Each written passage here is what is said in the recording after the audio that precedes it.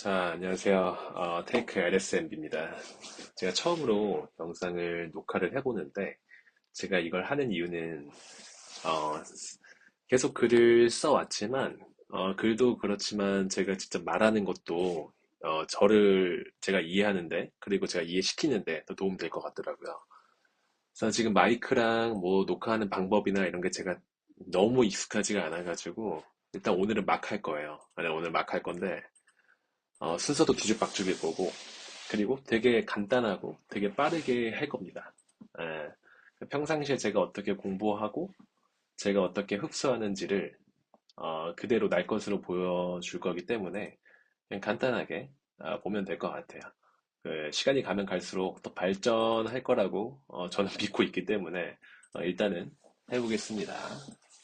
그냥 일단은 연습용으로 한번 올려볼까 해요. 일단은 지금 보시면 미국 마켓맵 어제자죠. 어제 미국. 미국은 한국보다 하루 정도 늦으니까 빅테크가 좀 좋았어요. 보시다시피 빅테크 되게 좋았고, 근데 최근에 되게 흐지부지했는데 빅테크가 좋은 이유는 제가 봤을 때는 미국 시장이 지금 순환매 도는 것 같아요. 유틸리티랑 에너지 그리고 금융주, 트럼프 관련된 주식들이 좀 오르다가 그것 때문에 이제 눌려 있었죠. 빅테크들이. 근데 이제 올랐다. 그러니까 특이한 점은 뭐냐면 일단은 1111 비만약을 만드는 업체죠. 어, 비만약을 만드는 업체인데 왜 갑자기 올랐냐?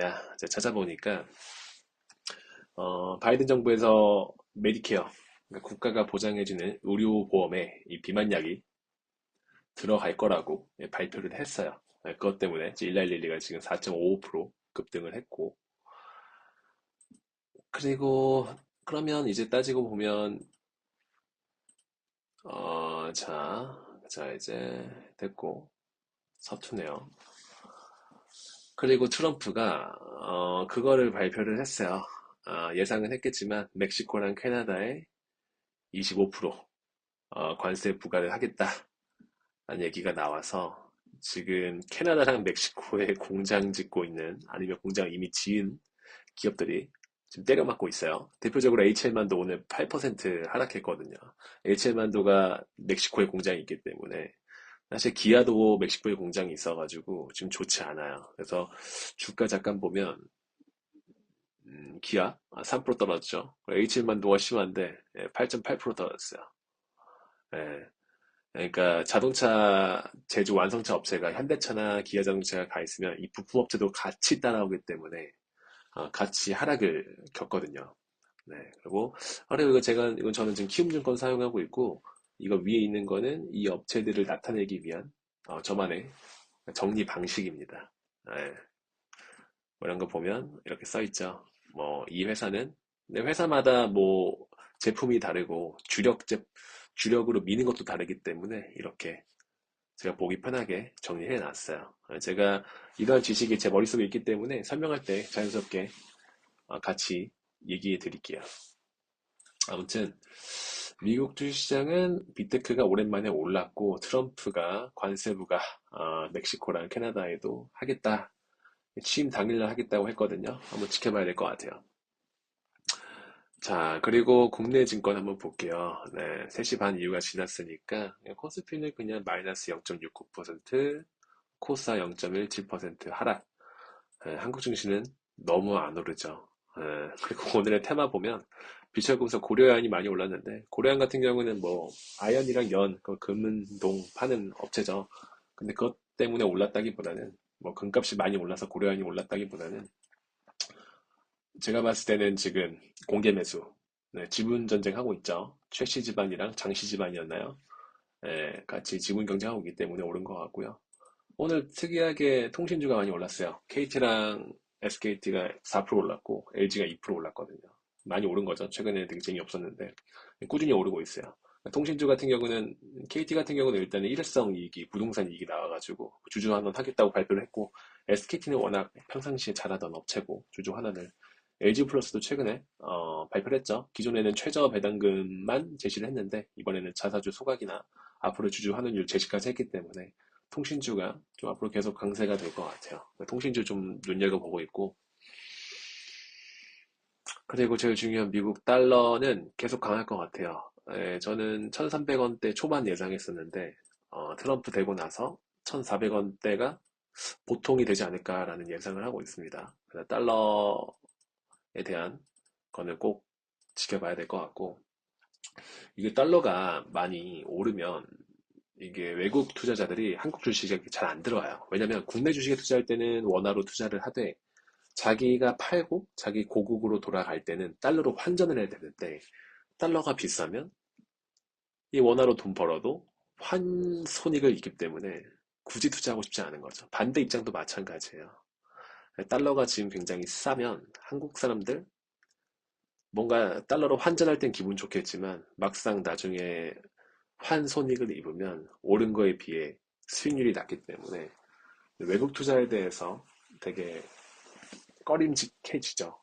근데 지금은 달러가 높고 하다 보니까 국내 주식 투자자들이 미국에도 적극적으로 투자하고 있는 것으로 보여요. 물론 절대적으로 미국 시장이 좋기 때문에 가는 게 많을 것 같고 그 WTI 웨스턴 텍사스 인덱스 같은 경우는 지금 많이 떨어졌죠. 68불, 68불까지 떨어졌고 이 이유가 이제 이스라엘이랑 그리고 헤즈볼라가 휴전 협의안을 발표를 했어요. 아직 확정은 아닌데 휴전을 곧 할 거로 보이고 근데 이스라엘 같은 경우는 잠깐 쉬는 거지 전쟁이 끝난 건 아니다라고 얘기를 하고 있어요. 그렇게 보면 될 것 같습니다. 대충 이렇게 보고 제가 꼭 하루마다 하고 싶은 것 중에 하나가 뭐냐면 바로 이 라인이에요. 하루에 리포트를 올라오는 게 이렇게 많은데 엄청 많죠. 뭐 중복되는 것도 있긴 하지만 실적 발표 때는 진짜 이런 게 한 4, 50개 돼요. 이거는 저는 리포트를 다 읽고 저 혼자 정리하고 넘어갔는데 이제 방송을 하기로 마음 먹었으니까 이걸 하나씩 같이 읽어보면 좋을 것 같아요. 그러니까 이 방송의 길이나 그 제가 이 기업들 하나하나 설명할 때 어디까지 설명을 해야 되나라는 것도 지금 감이 전혀 안 잡히거든요. 그래서 최소한 제가 말을 해보고 나중에 좀 말이 너무 길다 아니면 말이 너무 짧다 뭔가 아쉬운 부분이 있다라는 거는 계속 수정해 나가겠습니다. 일단 대교 같은 경우는 이제 눈높이 회사죠. 눈높이 회사로 많이 알려져 있고, 한 번쯤은 한번 들어보셨을 거예요. 어렸을 때. 눈높이. 우리 막 빨간 펜 들면서 막 선생님 찾아와가지고 채점해줬죠. 그 회사인데, 워낙 저출산이다 보니까 이제 실버 쪽으로 돌리고 있어요. 예. 그래서 지금 실버 쪽으로 지금 판매량을 늘리려고 하고 있고, 들어다 보니까 지금 스터닝 밸류 리서치는 제가 처음 봤는데, 아무튼 개별 리서치 센터인 것 같아요. 그래서 22년 대비 실버 키어 매출액이 1400%, 그러니까 14배 오른다는 거죠. 그만큼 대교가 실버 쪽에서 자리를 잘 잡고 있는 것 같습니다. 그 대교 이뿐만 아니라 지금 해외 쪽에도 눈을 돌리고 있어요. 애초에 대교가 초등학생 유아 전용으로 문제집을 출제를 했었기 때문에 심지어 그 문제집이 오프라인 페이퍼이기 때문에 지금 태블릿으로 좀 수업하고 있거든요. 그러니까 지금 되게 대교한테 위험인 거예요. 그래서 실버 케어랑 해외로 눈 돌리고 있다. 한번 지켜봐야 될 것 같고 저는 근데 교육 시장을 그렇게 긍정적으로 보고 있지는 않습니다. 보고 있지 않고 그 이유는 결국에는 저는 절대적인 인구라고 생각을 하거든요. 예, 그러니까 아무리 경쟁자도 있을 거고 그리고 그 경쟁을 뚫어야 되고 근데 그 시장의 파이가 크지 않으면 아무리 잘한다고 해도 천장은 막혀 있다고 생각을 해요. 근데 주식이라는 건 결국에는 선반영이고 계속 성장을 해야 투자를 하는 거잖아요. 교육시장이라는 거는 결국 수요자가 사람이고 인간이고 하다 보니까 저는 되게 부정적으로 바라보고 있습니다. LF 같은 경우는 이제 우리업체죠. 우리업체고 주로 지금 우리업체 같은 경우는 매출액 제가 앞으로는 P, C, Q로 할 거예요. P는 매출액 그리고 C는 비용 그리고 Q는 물량이죠. 이거의 함수로 이제 기업의 매출액과 영업이익이 결정이 되는데 제가 PQC로 좀 간단하게 얘기를 하겠습니다. LF 같은 경우는 P가 의류죠. 의류고 의류 사업은 마진이 좀 많이 남아요. 예, 많이 남는데 문제는 뭐냐면 LF나 뭐 이따가 얘기하겠지만 한성 같은 경우도 고가 라인이거든요. 네, 의류가 좀 비싸요. 근데 최근에 의류 선호도를 보면 백화점이나 면세점에서 사는 게 아니라 그런 뭐 무신사나 그 온라인 커머스에서 싸게 사거든요. 심지어 테무나 알리익스프레스, 그 시인 같은 경우 여성분들 시인 되게 좋아하죠. 여기에 들어와가지고 여기서 사고 있어요. 그러니까 요즘에 최근에 제가 제 주변만 보더라도 백화점 가서 아무리 세일해도 절대적으로 가격이 비싸기 때문에 옷 사시는 분 거의 없거든요. 근데 거기다 백화점의 면세점은 이제 임차료가 비싸죠. 네, 시가 좀 비싸요, 절대적으로. 고정비가 되게 비싼 편이고. 큐는 제가 말씀드렸다시피 백화점 면세점에 사람들이 더 이상 잘 가지 않습니다. 예, 그래서 그런 힘듦이 있다. 예, 라는 걸 아시면 되고, 루비니는 SAR, 위성 발사, 위성체 업체입니다. 위성 제조하는 업체고, SAR이 뭐냐면, S가 synthetic, 그 동기화라는 거예요. 그 A가 aperture, 조리개라는 뜻이죠. R은 레이더입니다. 그러니까 종합해보면, 이 뜻은 SAR이라는 뜻은, 어, 동기화, 조리개, 레이더라는 뜻이죠. 이게 무슨 뜻이냐면, 조리개가 한번 인공위성이 뜨면 밑에를 찍잖아요. 근데 한 번 찍는다고 해서 그 디테일하게 나올까요? 여러 번 찍어야겠죠. 근데 여러 장 찍으면 한 장으로 이미지를 보여줄 수가 없잖아요. 그래서 이 어펄처 조리개로 여러 장 찍은 거를 static, 제 영어 발음이 좀 그런데 좀 이해해 주세요. 그러니까 동기화 시킵니다. 그러니까 한 장을 만들기 위해서 여러 장을 만드는 거죠. 그러니까 CT라고 생각하시면 돼요. 엑스레이랑 CT는 CT와 엑스레이 차이는 뭐냐면 CT는 3D로 자세히 보여주죠. 엑스레이는 2D로 보여주고요. 근데 엑스레이를 여러 장 찍은 게 CT입니다. CT입니다. SL도 마찬가지로 여러 장의 조리개로 찍은 거를 하나의 디테일한 사진으로 만들어 주는 거죠. 그래서 근데 그거를 찍는 방식이 레이더를 이용하기 때문에 그러니까 주파수를 전자파를 이용하기 때문에 이러한 업체고 근데 위성업체는 앞으로 미래는 큰데 당장에는 수익성이 크지 않기 때문에 한번 좀 지켜봐야 돼요. 아무튼 제가 눈여보고 있습니다. 당장은 투자는 안 하고 있어도 지금 위성 사업은 성장성이 있어도 구조조정이 한번 될 것 같거든요. 왜냐면 돈을 못 벌면 낙오가 되겠죠. 예, 그래가지고 근데 그래서 저는 인공위성이나 우주 항공에 투자할 거면 하나 에어로스페이스나 한국우주나 이런 지금 현재 돈을 벌고 있고 그거 아니어도 잘 먹고 잘 사는 기업들 있잖아요. 그 기업들 좀 눈여겨보고 있어요. HK 이노인 같은 경우는 피캡이 뭐냐면 역류성 식도염이에요. 예, 역류성 식도염이 이제 피겠죠. 역류성 식도염이 사람들이 많이 걸리는 이유가 최근에 뭐 기름진 거나 포화지방이 가득한 음식을 많이 먹다 보니까 위장에서 부담이 되죠. 그러다 보니까 위장이 대장이나 소장이나 대장으로 보내는 게 아니라 다시 올려보내요. 나 더 이상 소화 못하겠다. 그러니까 다시 식도를 타고 올라가다 보니까 위산이 많이 섞여 있겠죠. 그러면 식도가 이제 부담이 되겠죠. 그래서 그걸 치료해주는 약입니다. 앞으로 이게 국내보다는 중국도 기름진 음식 많이 먹죠. 그리고 미국은 뭐 당연하고요. 거기에 매출향이 늘어날 것으로 보여요. 이미 FDA 승인을 받은 것으로 알고 있고. 네, 그래서 여기 미국 피캡이라는 이름도 나오죠. 네. 아무튼 HK노엔도 한번 지켜볼 필요가 있다. 점점 팔리고 FDA 승인을 받은 것으로 알고 있기 때문에 매출액이 나오는 거를 좀 확인해 보면 될 것 같아요. 그 제테마 같은 경우는 필러랑 보톡스를 맞는 업체죠. 저는 보통 보톡스라고 하지 않고 보톨리눔 톡신이라고 하고요. 필러는 히알루론산 필러라고 부릅니다. 그게 정확한 명칭이고 보톡스는 상품명이에요. 상품명. 다른 업체의 상품명이기 때문에 정확하진 않아요. 아무튼 제테마는 일단은 한국에 워낙 필러나 보톨리눔 톡신은 워낙 인기가 많기 때문에 많이 팔리죠. 근데 그만큼 경쟁자가 많아요. 거기다가 제테마의 단점이 뭐냐면 12. 전환사채가 좀 한 235억 정도 제가 알아본 결과 남아 있어요. 꽤 큰 편이거든요. 235억이면 제테마가 보면 자 하루에 거래 대금이 30억 정도 하는데 하루에 거래 대금보다 훨씬 더 많이 남아 있죠. 한 7배 정도 남아 있기 때문에 좀 크다고 생각합니다. 네, 전년 12가. 거기다가 시가총액도 3,600억이면 시가총액에 비해서는 뭐 그렇게 남아있진 않은데 그래도 부담이 되죠.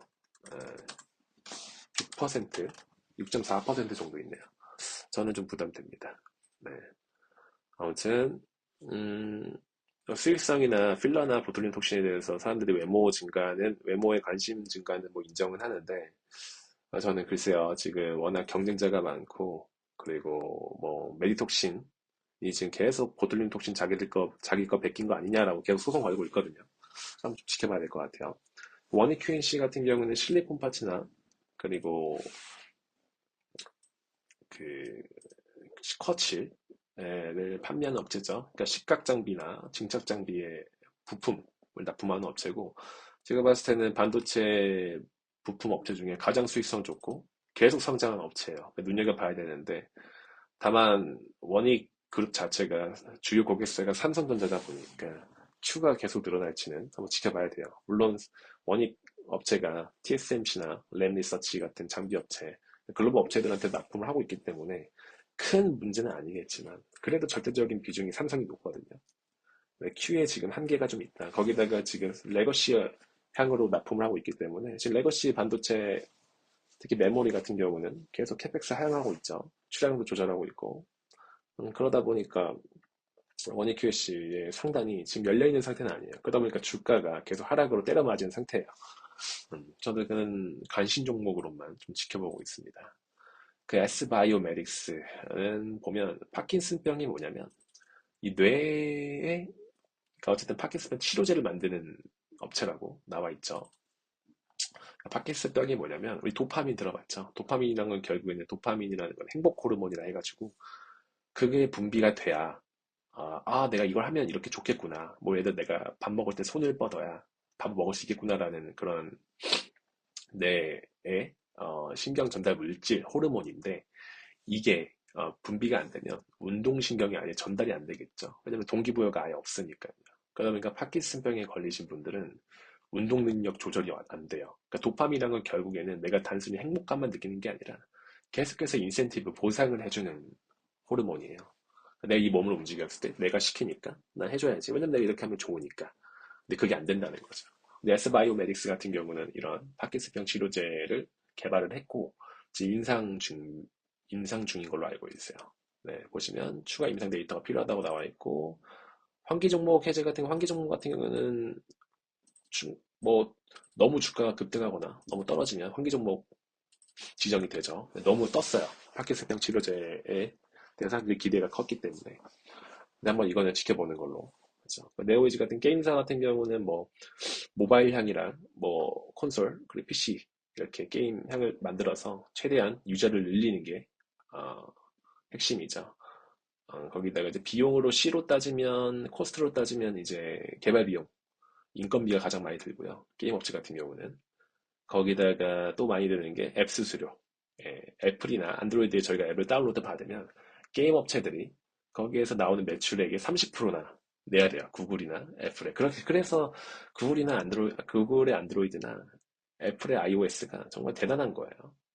매, 누군가의 매출의 30%를 그 플랫폼으로 인해서 가져가는 거죠. 근데 물론 유럽에서 지금 애플의 30% 너무 높다 해가지고 17%로 낮춘 상태예요.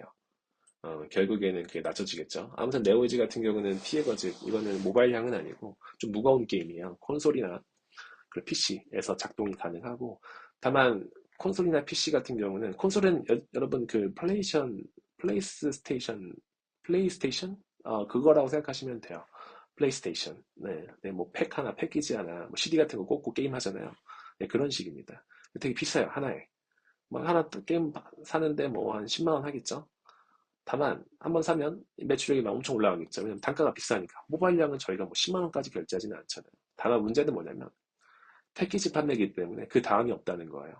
예, 한번 판매하고 또 게임을 만들려면 콘솔 게임 같은 경우는 특히 피해 거짓은 한 4년 걸렸거든요. 게임 만드는데. 또 그럼 4년을 기다려야 돼요. 그러니까 제가 봤을 때는 이미 피해 거짓이 이미 흥행을 한번 했어가지고 기대감에 주가가 한번 떴지만 또 뜨지는 않을 것 같아요. 왜냐면 결국 한번 반영을 했으니까요, 주가에. 그럼 피해 거짓 2나 이런 게 나와야 되는데 그건 또 나중에 일이죠. 유니대는 이제는 목 아프네. 유니대 같은 경우는 그 가성칼륨, 네, 수산화칼륨 만드는 업체죠. 참고로 가성칼륨이나 수산화칼륨은 같은 이름입니다. 이게 주로 뭐 대부분 많이 쓰여요. 제약이나 뭐 건자재나 일반적인 범용 제품으로 많이 쓰입니다. 네, 그냥 석유화학 제품이기 때문이죠. 근데 유니드가 지금 전 세계 1위 가성칼륨 업체인데 가성칼륨을 만들다 보면 가성칼륨의 재료가 염화칼슘이죠. 염화칼륨인가? 염화칼륨일 거예요. 염화칼륨인데 염화칼륨에서 가성칼륨 만들면서 염소가 나와요. 부산물로. 그 염소라는 건 결국에는 클로라이드 C, 되게 강한 거죠. 그래서 우리 아, 오줌 누면 되게 강하잖아요. 그 안 닦으면 그 신내나 그 강한 그 성격을 띠는데 그거를 보관하는 것도 되게 힘들거든요. 그래서 함부로 가성칼륨을 만들지 못해요, 업체들이. 왜냐면 내가 염소를 보관할 수 있어야 되고 그 염소를 또 보관만 하는 게 아니라 또 팔아야 되거든요. 염소는 물론 뭐 PVC, 건자재에 들어가는 PVC, C가 이제 클로라이드니까 PVC는 보통 건자재 바닥재에 팔아요. 바닥재에 들어가는 거예요. 네, 그런데 아무튼 전 유니들을 주목하는 이유가 뭐냐면 가성칼륨도 1등 업체이긴 하지만 이 가성칼륨이 주로 앞으로 어디에 쓸 거냐면 이산화탄소 포집에 좀 쓰여요. 예, 이산화탄소 포집에 쓰이는 게 가성칼륨에 이산화탄소를 접촉을 시키면 흡착돼가지고 탄소가 가성칼륨에 흡착돼가지고 탄산칼륨이 되거든요. 예, 탄산칼륨이 되기 때문에 그걸 한번 생각하면 될 것 같고 다만 이제 이산화탄소 포집이라는 건 결국은 친환경의 정책을 따라가는 건데 근데 지금 트럼프가 되고 나서 친환경에 대한 리스크가 좀 있죠. 트럼프는 친환경 필요 없다라고 주장하는 앞으로의 대통령이기 때문에 이거 한번 지켜봐야 될 것 같아요. 그래서 유니드가 지금 주가가 지금 부러져 있는 상태입니다. 원래 굉장히 좋았죠. 한서홀딩스는 뭐 한솔재지나 아이원스 그 반도체 세정 코팅 장비죠. 이러한 친환경을 좀 주로 하고 있다라는 거를 GS투자증권 김수현 애널리스트 분께서 하셨고 그냥 넘어갈게요. 지누스 같은 경우는 매트리스, 현대백화점 자회사죠. 현대백화점에 들어가면 이 지누스라는 매트리스, 우리 에이스 침대처럼 매트리스가 있습니다. 근데 문제는 뭐냐면, 지누스가, 매트리스가 되게 사이즈가 크잖아요. 그러니까 가격은 되게 비싸요. 피는 되게 좋은데, C가 되게 힘들어요. 그래서 매트리스 예전에 업체들의 가장 큰 고민이 그 배송할 때 보통 배달을 해야 되는데, 뭐 고객들이 와가지고 사서 직접 가져가진 않잖아요. 근데 그게 압축이 안 되는 거예요. 압축이 안 되다 보니까 생산은 또 국내에서 하고, 그러다 보니까 그 물류 비용도 많이 들고 그 보관 비용도 많이 들겠죠. 근데 물론 그 지누스가 이제 미국이나 중국에서도 생산을 하고 있기 때문에 예, 큰 문제는 아닌데 다만 최근에 실적이 안 좋았는데 잠깐 올라온 상태예요. 다만 침대라는 거는 결국엔 주택 시장이 활발해야 되고 음, 딱히 고부가 제품이라고 할 수는 없죠. 가격은 비싼데 경쟁자가 아예 없거나 독보적인 기술력을 갖고 있다고는 할 수는 없어요. 네, 그래가지고 저는 지누스는 그냥 국내 주택 시황 정도 따라간다라고 생각하면 될 것 같아요. 아무튼 지누스 업체는 현대백화점 자회사고 미국 시장에 좀 많이 의존하고 있습니다. 속하는 카쉐어링이죠. 한 번쯤 사용해 보셨을 텐데 소카 같은 경우는 카쉐어링 말 그대로 쉐어를 많이 할수록 피가 올라가는 거죠. 그래서 쉐어를 많이 하려면 차량의 가동률이 좋아야 되죠. 왜냐면 소카존의 자동차 가만히 있으면 돈을 못 벌어오잖아요. 얘네가 자꾸 나가서 렌탈이 돼야 돼요. 그래서 소카 같은 경우는 장기 렌탈을 좋아합니다. 단기 렌탈보다. 물론 단기 렌탈은 단기다 보니까 디스카운트가 덜 돼서 하루하루 단가는 비싼데 종합적으로 보면 장기 렌탈도 좋죠. 왜냐면 쉬는 날이 없으니까. 플러스로 단순히 쉐어만 돌리는 게 아니라 쉐어 좀 했다라고 하면 그게 중고가 되잖아요. 자동차가. 그 자동차를 팝니다. 예, 중고차 매각으로. 그래서 NH투자증권 백준기 애널리스트 분께서는 이 중고차 판매가 올해 4분기부터 좀 이어지고 있다고 해요. 바로 중고차 하는 게 아니라 이게 시즌이 있어요. 그러니까 처음에 사면 최대한 돌렸다가 중고차로 파는 시즌이 있기 때문에 근데 그 시즌이 올해 4분기라고 하네요.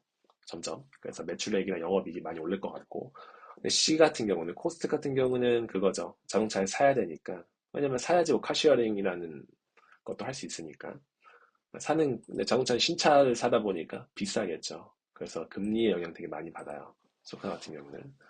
거기다가 카시어링을 사람들이 많이 하게 하려면 장기든 단기든 국내에 있어야겠죠. 소카존이 해외에 있는 건 아니잖아요. 그래서 해외여행을 자주 가면 소카가 좀 불리합니다. 국내 여행을 해야 사람들이 소카도 빌리면서 그 현지에서 그 지방에서 자동차 빌리고 여행을 하는데 이제 사람들이 해외여행을 자주 가다 보니까 일본이나 그래서 좀 약간 쏘카가 좀 힘든 그런 느낌이에요. 그래서 저는 국내 여행이 그렇게 활발해질 것 같지는 않아서 쏘카도 그렇게 그냥 적당한 관심으로만 보고 있습니다. 어, 시나 알파리치 같은 경우는 결국에는 그냥 부동산을 사서 그 임대료나 아니 부동산 매각 차익으로 돈을 버는 회사죠. 근데 이것도 마찬가지로 쏘카 쏘카처럼 건물을 구매해야 되기 때문에 그 금리나 그리고 되게 무거워요. 되게 무겁고 그리고 자산을 늘리는데 지금 서울이 많이 올랐죠. 물론 기존의 자산 가지고 있으면 서울에 오른 자산들이 큰 자산 가치 상승에 도움이 되겠지만 앞으로 계속 자산을 늘리는 데는 좀 한계가 있다고 봐요. 왜냐면 결국에는 파는 사람 입장에서 최대한 비싸게 팔 테니까요. 리츠 같은 경우는 저는 참고로 미국 거 선호합니다. 한국 같은 경우는 지정학적 위험도 있고 북한과의 관계나 플러스로 지금 보통 이런 리츠 같은 경우는 아파트 리츠는 없고요. 보통 상가 아니면 오피스 리츠인데 요즘에 오피스가 많으려면 회사들이 많아져야 되는데 창업이나 이런 게 좀 적어지죠. 그러다 보니까 오피스에 대한 수요는 좀 비대면 뭐 재테크나 이런 재택 같은 경우도 많이 늘어나기 때문에 그렇게 저는 긍정적으로 안 보고 있습니다. SOS 같은 경우는 라이다죠. 레이더랑 좀 다른데 라이다는 LI란 뜻이야. LI. 메모장을 쓸까요? 메모장을 아닌데 그냥 오늘은 그냥 넘어갈게요. 아무튼 SOS 같은 경우는 라이다는 결국 레이저를 이용해서 주변을 인식을 하는 건데 SOS 랩이 지금 SL이 이제 램프 만드는 업체죠. SL 램프, 자동차 램프, 뭐 헤드램프, 테일램프 안에 있는 무드램프 이런 거 다 들어가는데 거기에 거기 램프 안에 지금 자기들 라이다를 넣고 있어요. 현대차 같은 경우는 SDV, Software Defined Vehicle이라 해가지고 자율주행이나 그 자동차를 반도체화 시키고 있죠. 그러려다 보면 주변의 사물 인식이나 그리고 소프트웨어가 중요한데 그거를 라이다로 좀 하려고 하는 것도 있어요. 라이다는 보통 좀 비싼 고급 세그먼트 차량에 좀 들어갑니다. 라이다 자체가 비싸가지고. 이게 결국엔 현대자동차가 많이 팔면 팔수록 SOS 랩에 그러니까 SL의 램프가 들어갈 거고 그 SL 램프에 라이다가 들어가기 때문에 그런 밸류 체인을 한번 생각해 볼 필요가 있다. 그런 거죠. 롯데 에너지 머티리얼즈 같은 경우는 보시면 좀 영상이 좀 많이 길어지는데 좀 빨리빨리 할게요. 네. 원래 이거를 다 하진 않습니다. 다 하진 않는데 좀 넘어갈 거는 그냥 넘어가겠습니다. 하다 보니까 뭐 또 다 설명하고 싶긴 한데 시간상 한번 해보겠습니다. 일단 롯데 에너지 머티리얼즈 같은 경우는 딱 나와야죠. 동박과 전지박 만드는 업체고 동박과 정지박 그 박이 구리로 만드는 거기 때문에 근데 구리 가격이 되게 중요하겠죠. 이 코스가 되겠고 근데 구리는 또 녹일 때는 전기로 녹입니다. 그 전기세가 되게 중요해요. 그래서 롯데 에너지 머티리얼즈 같은 경우는 전기료가 저렴한 미국이나 이런 데보다 미국은 비싸죠. 미국은 좀 더 비싼 건 아니지만 아무튼 말레이시아 이런 동남아 업체들에 좀 들어가 있어요. 전기료가 싸기 때문에. 다만 이런 동박이나 정지박 같은 경우는 반도체나 그리고 특히 제일 중요한 2차 전지 응급 지천체에 들어가죠. 동박 같은 경우는 전지박에 들어가는 거는. 근데 이게 지금 아시다시피 전기차 캐진 현상이 있기 때문에 이게 지금 전지바 판매가 좀 줄어들고 있어요. 근데 결국에는 이런 제조업체들은 공장이 있을 거고, 거기에 장비나 거기에 사람이 있을 거란 말이죠. 팔리는 안 팔리는 고정비가 계속 나갑니다. 그래서 굉장히 지금 제가 알기로는 롯데 에너지 머티리얼즈 같은 경우는 적자를 보고 있어요. 특히나 유럽에도 공장이 있는 걸로 알고 있는데, 잠깐 한번 확인해 볼게요, 빠르게. 빠르게 확인해 본 결과, 있네요. 네, 스페인에 있네요. 스페인에. 물론 국내랑 말레이시아가 핵심인데 스페인도 제가 짓고 있거나 지어진 걸로 알고 있어요. 다만 국내 최근에 산업용 전기료 올렸죠. 그러니까 이 P라는 이 프라이스라는 매출액을 올려야 되는데 지금 C만 늘어나고 있어요. 전기료 올랐죠. 동박 가격 뭐 엄청 오르지 않았지만 좀 오른 상태예요. 거기다 하면 Q를 늘리냐? Q도 지금 제가 말씀드렸다시피 2차전지 안 팔리고 있어요. 그래서 이거는 홀드입니다. 수산 인더스트리 한번 볼게요. 수산 인더스트리는 경상정비나, 그러니까 발전소의 경상정비나 계획 예방정비를 하는 업체죠. 그러니까 발전소 주인이 우리 정비해줘라고 부르는 겁니다. 경상정비 같은 경우는 말 그대로 경상, 그러니까 매일 시시때때로 계속 정비를 봐주는 거고요. 계획 예방정비는 말 그대로 계획을 세우면서 좀 각 잡고 하는 거예요. 그러다 보니까 발전소 가동을 멈춰야 돼서 화력 발전소나 결국 원자력 발전소는 결국에는 전기를 만들려고 하는 거잖아요. 전기를 멈춰도 되는 계절이 뭐 봄이나 가을에 계획 예방 정비가 이루어져요. 딱 봐도 단가가 계획 예방 정비가 훨씬 더 비싸겠죠. 그리고 원전이랑 화력 발전소를 했을 때 원전이 좀 더 기술력이 있기 때문에 좀 더 비싸겠죠. 다만 이번에 실적 발표를 했는데 원전이 지금 체코가 미뤄지고 있고 거기다가 지금 화력 발전소를 최근에 주로 원전보다는 했기 때문에 지금 마진이 많이 떨어진 상태예요. 예, 마진이 많이 떨어진 상태고 다만 제가 봤을 때 수산 인더스트리는 2만 원대 미만 내려오면 가격이 쌉니다. 왜냐면 기본적으로 배당을 좀 하는 업체고 거기다 앞으로 원전이나 뭐 앞으로 전기 많이 쓸 건데 전기를 많이 쓸 거면 결국엔 발전소를 많이 돌려야 될 거고 발전소 돌리려면 계속 정비를 봐야 되잖아요. 수산 인더스트리는 민간 업체 중에 1위 업체이기 때문에 꼭 주목해야 될 업체다. 그리고 원전을 할 줄 안다. 저는 좀 긍정적으로 바라보고 있습니다. 이 가격은 아니에요. PBR이나 PER 근거는 나중에 하면 할게요. 워낙 많아서. 한섬은 아까 저희가 LF 말할 때 얘기했죠. 한섬도 의류 판매 업체고요. 의류는 결국에는 이번에 좀 더웠죠. 11월까지 많이 더웠어요. 그러다 보니까 의류는 결국에는 겨울 옷이 되게 비싸고 단가가 비싸고 마진이 많이 났는데 그거에 대해서 좀 없다. 참고로 유한타증권의 권명준 애널리스트는 결국에는 지금 해수면 기온이 어, 내려갔다고 해요. 결국에는 그 말은 좀 추워졌다는 건데 추워지면 겨울이 좀 많이 추워질 거다 더 평년보다. 근데 그냥 추워진다고 해서 저는 단기성이거든요. 그러니까 주가라는 건 전 주식이라는 결국에는 한섬이나 LF가 잠깐 주가가 올 수도 있다고 생각을 해요. 다만 문제는 우리는 잠깐의 오름을 위해서 투자하는 건 아니잖아요. 예, 그럼 겨울에 의류 만약에 비싼 거 다 팔렸다. 뭐 사람들 백화점 몇대 다 갔어요. 네, 다 팔렸다. 그리고 그 다음은요? 여름이겠죠?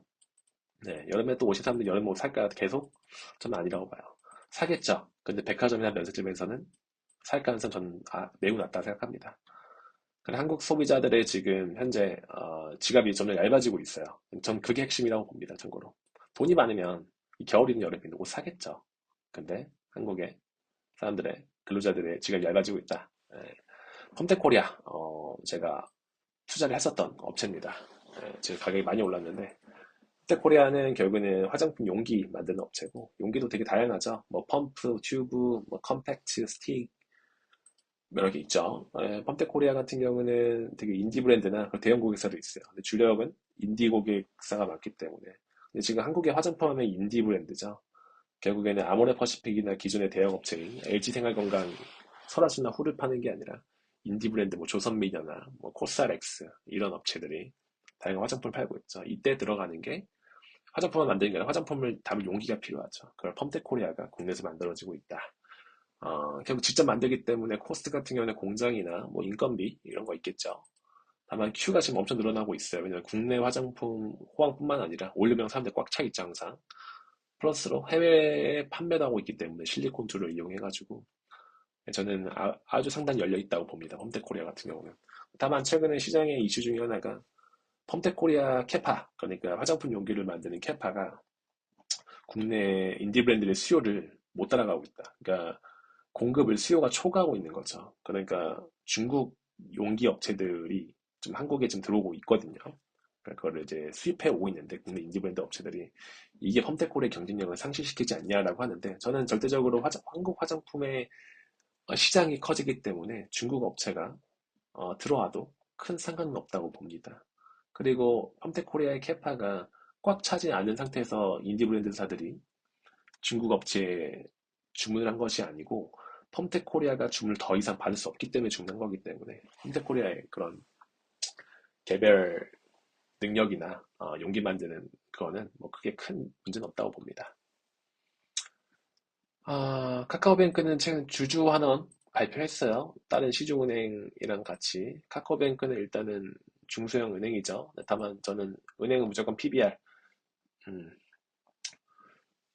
PBR 기준으로 보는데 1배가 넘고, 참고로 KB증권 국내 시총일이 KB증권이 0.5배 안 되죠. 네, 저는 일단은 부정적으로 보고요. 일단은 참고로 ROE 같은 경우는 15% 제시했습니다. 결국 은행이라는 건 예대 마진이고, 네, 그러니까 예금으로 돈을 확충한 다음에 대출 이자로 P를 올리는 거죠. 결국 C 같은 경우는, 코스 같은 경우는 예금들한테 이자를 주는 건데 뭐 그렇게 많이 주지 않기 때문에, 그래서 은행이 돈을 많이 버는 겁니다. 대출 이자는 높은데 예금 이자는 낮으니까요. Q 같은 경우는 이제 카카오뱅크 같은 경우는 인터넷 은행이기 때문에 처음에 진입할 때부터 정부랑 약속을 했어요. 이 시중은행들이 자꾸 고신용자나 대기업들한테만 돈을 빌려주기 때문에, 너희들 인터넷 뱅크 내가 허락해 줄 테니까 중소형 업체나 그 저중저 신용자한테도 돈을 빌려줘라라고 해가지고 그 비율을 한 30% 정해줬거든요. 카카오뱅크나 K뱅크 뭐 잘 지키고 있어요. 네, 카카오뱅크는 그런데 다만 ROE가 15%는 되게 높은 거예요. 네, 지금 시중은행 중에 15% 나오는 데 없습니다. 참고로 ROE 같은 경우는 R이 리턴이고 O가 O, E가 이쿼티죠. 이 말은 자기 자본 대비 단기 순이익인데, 자기 자본이라는 건 결국 주식 어, 자본이고, 거기서 단기 순이익을 낸 게 15% 나온다는 건데, 그 은행 입장이 쉽지 않아요. 예, 은행 대출 이자나 이런 이자율 생각해 보면 뭐 3, 4, 5%잖아요. 6%. 그러면 예대 마진은 정해져 있고 이건 함부로 할 수 없어요. 정부 눈치를 봐야 되기 때문에. 근데 여기에 15%까지 가려면 한 10% 늘려야 되는데, 이거는 그러면 비은행, 그러니까 투자나 뭐 플랫폼, 카카오뱅크 플랫폼을 해야 되는데, 제가 봤을 때 뭐 카카오뱅크에 저희가 들어가가지고 뭐 어떤 활동을 하거나 돈을 내는 게 아니기 때문에 그렇게 썩 긍정적으로 보진 않습니다. 전질건설 로봇, CPC가 콘크리트 펌프카예요. 콘크리트 펌프카는 뭐냐면 말 그대로 펌프카, 뭐 유압으로 뭐 펌프질을 해가지고 옮기는 건데, 콘크리트로 옮기는 거예요. 우리 고층 빌딩 만들 때 우리 콘크리트를 위로 생각해보면 뭐 5층, 뭐 15층, 20층 거기 콘크리트 어떻게 옮길까요? 사람이? 엘리베이터로? 아니에요. 이런 펌프카가 옮깁니다. 예, 그래도 비용 효율적이고 더 안전하기 때문이에요. 그래서 콘크리트 펌프카는 결국에는 주택 시장이나 이런 게 되게 중요한데, 전진건설 로봇이 최근에 주가가 많이 뛰었죠. 그 이유가 뭐냐면 지금 우크라이나 재건에, 우크라이나 전쟁 막 끝내겠다고 트럼프가 얘기를 했고, 거기다 실제로 한 300억 원치인가? 제가 알기로는 납품 계약을 한 걸로 알고 있어요. 우크라이나에. 그러니까 우크라이나 러시아가 전쟁이 종전이 되면 가장 수혜를 볼 기업이 아닌가라는 걸 시장에서 예측하고 있기 때문에 주가가 많이 뛰었어요. 근데 아무튼 CPC 같은 경우는, 콘크리트 펌프카 같은 경우는 뭐 우크라이나 뭐 그런 거 있지만, 결국에는 국내 아파트나 상가가 많이 지어져야 되는데 이미 포화 상태죠. 네. 근데 서울이나 수도권에서만 지어지고 지방은 다 망가지고 있기 때문에 사실 CPC 같은 경우는 저는 한계가 있다고 봅니다. 테마성으로 움직일 것 같아요. 예를 들어 뭐 미국 진출, 우크라이나 진출 이런 식으로 움직일 것 같다. 저도 그 펀더멘탈 그 자체는 그렇게 크지 않다라고 봅니다. SKS 넘어갈게요. 워낙 HBM이나 너무 잘하고 있죠. JYP 엔터 같은 경우는 최대한 많은 아티스트를 만들어낸 다음에 공연이나 음반, 그리고 음원, 그리고 MD 이런 상품으로 파는 거죠. 그러니까 많은 아티스트가 히트를 할수록 음반, 음원, 뭐 공연, 앨범, 뭐 이런 MD 뭐 이런 게 매출이 올라가겠죠. 그래서 엔터 볼 때는 꼭 이 가수가 떴네. 이 hit이 되게 중요해요. 힐 레이시오라고 하는데, 이 히트를 치냐 안 치냐 그게 중요합니다. 치면 갑자기 돈을 확 벌기 시작합니다. 근데 이제는 JYP나 뭐 YG나 SM이나 하이브나 저는 이제는 주가가 워낙 재미없었기 때문에 이번 년도 내년에 좀 회복될 거라 봐요. 특히 하이브 같은 경우는 내년에 BTS, YG 같은 경우는 블랙핑크 그러니까 데뷔를 하죠. 네, 다시 돌아오기 때문에 뭐 주목해 볼 필요가 있다라고 생각합니다. 하이비전 시스템은 지금 되게 가격 엄청 떨어져 있어요. 네, 제가 주가 차트는 따로 보여드리지 않겠습니다, 오늘은. 하이비전 시스템은 카메라 검사 장비죠. 특히 애플향으로 아이폰이나 뭐 XR 기기, 그리고 자동차 전장형 카메라 다 하고 있죠. 그 하이비전 시스템 같은 경우는, 근데 애플의 아이폰이 모바일에 워낙 정체되어 있다 보니까 하이비전 시스템도 망가져 있어요, 지금. 근데 지금 신한투자증권의 최승환 애널리스트에 의하면 애플이 탈중국화하고 있죠. 네, 그래서 공장을 이원하고 있기 때문에 폭스콘, 그러니까 애플의 아이폰을 대신 만들어주는 폭스콘한테 중국 공장뿐만 아니라 인도 공장도 만들어라라고 한 상황이고, 그래서 인도 공장을 진출하면서 하이비전 시스템도 인도에 지금 공장을 지으려고 하고 있습니다. 보면 자, 그다음 볼게요. 뭐 주택주 HDC 현대산업개발은 국내 주택주 시장 중에서는 네, 가장 좋죠. 특히 P가 지금 가장 기대되는 게 강원도 역세권, 예, 토지도 작하고 시공도 작아하기 때문에 그 분양 수익을 그대로 얻을 수 있고 거기에 또 GTX C 라인이 들어온다고 해가지고 분양 경쟁이 지금 되게 높고 평당 한 4, 5천 거의 서울 강남권 정도로 강북권임에도 불구하고 강원도 역세권은 그 정도 나온 걸로 알고 있어요. 그래서 주택 시장이 좋아지면 가장 먼저 주목해야 될 게 이 업체다라고 판단할 수 있고요. FNF도 MLB나 디스커버리를 파는 업체죠. 의류 업체죠. 다만 이 C가 되게 높아요. FNF 같은 경우는. 그러니까 물론 이익률은 가장 높은데 가장 장사 잘하는 건 맞는데 특히 중국에 사고 있는데 근데 중국에 오프라인 매장을 열고 있는데 그러면 오프라인 매장을 열면 임차료나 뭐 인건비가 많이 들겠죠. 근데 MLB나 디스커버리가 워낙 인기가 많다 보니까 중국에서 계속 성장을 해왔어요. 근데 지금 중국 경제 어렵죠. 그러다 보니까 큐가 좀 막혀 있습니다. 예, 큐가 좀 막혀 있는 상태예요. 여기서도 보시면 엘니뇨, 라니냐 나오는데 엘니뇨는 해수면이 따뜻해지는 걸 얘기하고요. 라니냐는 해수면이 차가워지는 걸 얘기합니다. 그러니까 온도가 하강하는 걸 얘기해요. 근데 제가 그 의류업체는 결국 겨울옷이 돈을 잘 번다고 했죠. 잘 벌기 때문에 라니냐가 오기 때문에 그럼 날씨가 추워진다. 날씨가 추워지면 사람들이 FNF, MLB나 디스커버리 특히 MLB나 디스커버리는 워낙 겨울용 옷이 많기 때문에 이걸 찾지 않겠냐 라는 기대를 하고 있습니다. 저는 의류는 전 좋게 보고 있지 않습니다. 예, 소비자의 지갑이 얇아졌기 때문에요. 춥든 안 춥든 싼 거 옷 입으면 되죠.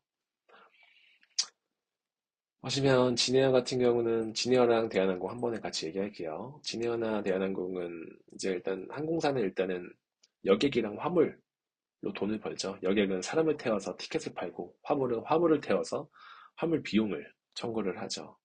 근데, 근데 항공사는 C를 잘 봐야 돼요. C 같은 경우는 달러. 그러니까 항공기는 대한항공 같은 경우는 뭐 자기 항공기기 한데 보통의 이런 LCC 업체, 진에어나 뭐 제주항공은 대부분 다 리스한 거예요, 항공기를. 근데 항공기는 누가 만들죠? 프랑스의 갑자기 생각이 안 나는데 에어버스 맞아 에어버스 그리고 미국의 보잉 회사가 만들죠. 이 업체들 원화로 받을 거야 돈 달러로 받겠죠.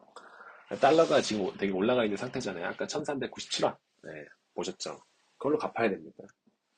그거에도 부담이 있고 다만 이제 유가가 좀 떨어졌죠. 비행기 운영하려면 이제 제트유 유가를 써야 되는데 유가 좀 따준 건 다행이고 그 진에어 같은 경우는 LCC이기 때문에 동남아나 그런 일본향 이런 데를 많이 가죠. 그리고 화물보다는 주 여객입니다. 정말 LCC는 화물이 거의 없어요. 여객으로만 장사합니다. 근데 일본이나 산 동남아 많이 가다 보니까 워낙 많이 가죠. 근데 저는 여행을 뭐 더 가고 이제는 일상화된 것 같아서 주가도 일상된 것 같아요.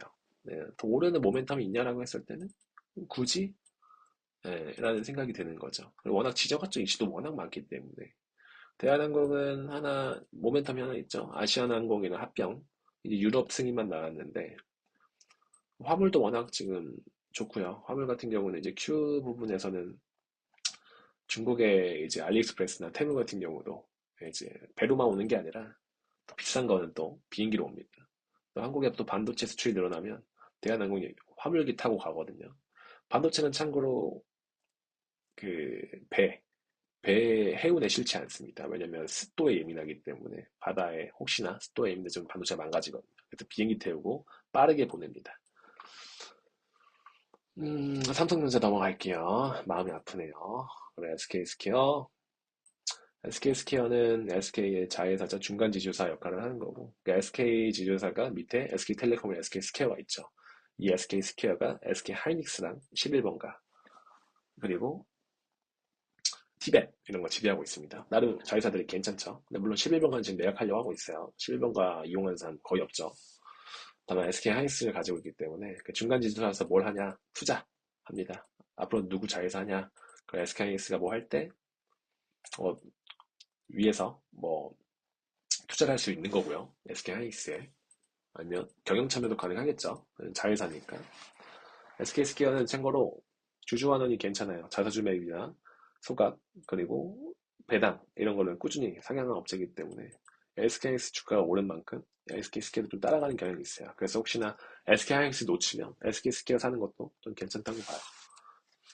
한번 볼게요. SK스퀘어 궁금해지는데 저도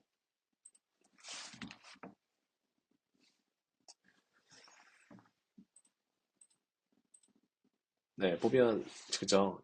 올해 초부터 정확히 말하면 SK하이닉스가 23년도 중반부터 이렇게 SK하이닉스 똑같이 이렇게 올랐거든요. 거의 비슷한 흐름을 볼 수가 있어요. 네, 그리고 이런 것도 증명해야 되니까.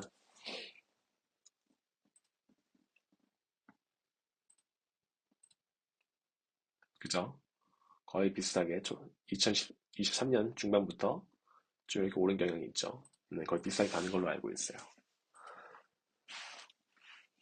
화성 엔터프라이즈 같은 경우는 의류 P는 이제 신발 만드는 업체고요. 특히 아디다스를 주로 만들고 있죠. 아디다스 벤더사입니다. 티어 1 벤더사고 점유율은 한 2위 정도 돼요.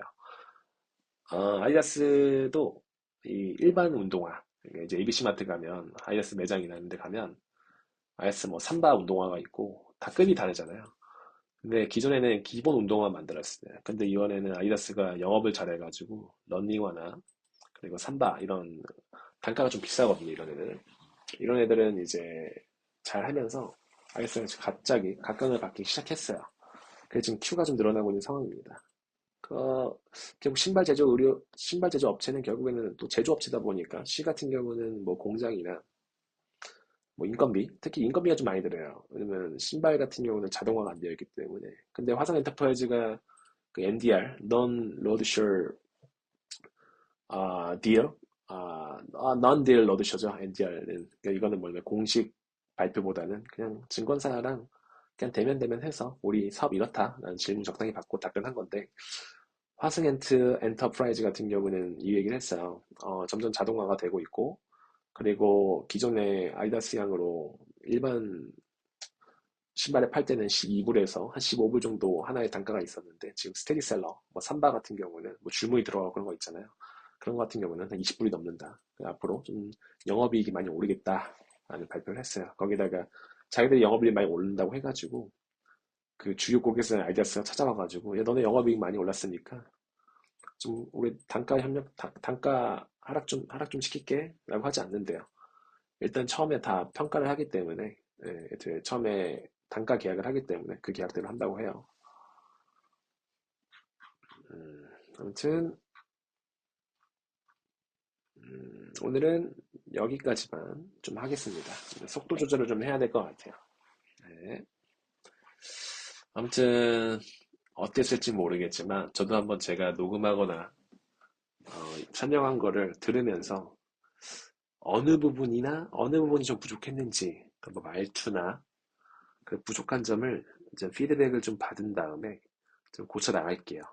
그래서 저는 오늘 되게 편하게 설명을 했습니다. 왜냐면 평상시에 보는 기업들이고 평상시에 공부한 업체들이라 딱딱딱 뭐 자료 없이 그냥 보고 있잖아요. 보고 말하고 있는데 다만 이 분량이 워낙 많아가지고 좀 추려서 좀 더 딥하게 설명할까 아니면 리포트를 좀 조금만 하고 다른 뉴스나 이런 해외 뉴스도 참고로 준비를 했거든요. 네, 해외 뉴스나 이런 거를 제가 이런 해외 뉴스 이런 것도 좀 더 좀 밸런스 있게 설명할까 그런 거는 오늘 이후에 계속 한번 노력해 보겠습니다. 어차피 제 목표는 매일매일 업로드하는 거기 때문에 당장 또 내일 피드백이 나오겠죠. 아무튼 저의 테이크 LSMB를 들어주셔서 감사합니다.